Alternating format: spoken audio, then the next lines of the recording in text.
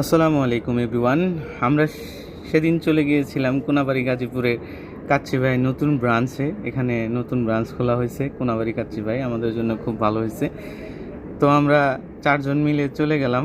এখানে হাবিব আমাদের ট্রিট দিচ্ছিল। হঠাৎ করেই হাবিব বলতেছে, চলেন ভাই, নতুন কাচ্চি ভাই হয়েছে, আমরা কাচ্চি খেয়ে আসি। তখন আর আমরা দেরি করলাম না, কারণ হাবিব যখন বলছে আমরা আর দেরি করতে পারি, আমরা দেরি করতে পারি না। আমরা সাথে সাথে চলে গেছি কাচ্চি খাওয়ার জন্য।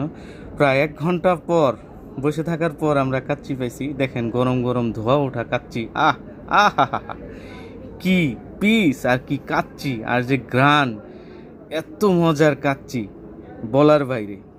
এই যে ফাইনালি আমরা কাচ্চি নিয়ে বসে পড়ছি খাওয়ার জন্য।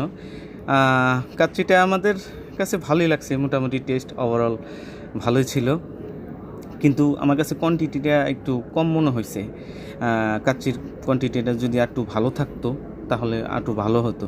যাই হোক, কাচ্চির টেস্টটা ভালো ছিল, গরম ছিল, অনেক মজাদার ছিল, ইয়ামি ছিল। ও সেই সেই কাচ্চি, মানে সেই কাচ্চি। বন্ধুর কথা নাই বললেই নয়, এক বন্ধু তো বলে যে কম খাই কম খাই, আসলে খাইতে পারে না কাচ্চি। এই যে হাবিব, হাবিব তো সেই খুশি, সেই মজা। তো আজকে এই পর্যন্তই। সবাই ভালো থাকবেন, সুস্থ থাকবেন। আসসালামু আলাইকুম।